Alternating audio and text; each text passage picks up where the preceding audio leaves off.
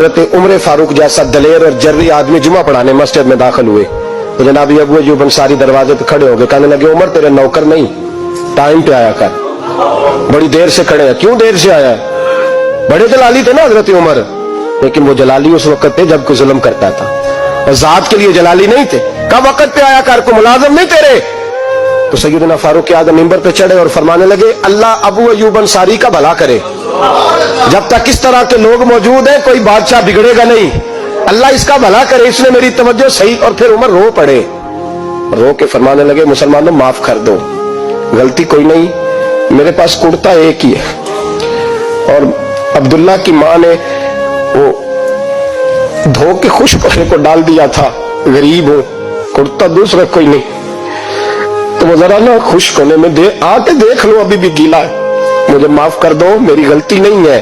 صحابہ درد کے ساتھ رونے لگے اور کہنے لگے اللہ اس طرح کے حکمران ہمیشہ عطا کرتا رہے۔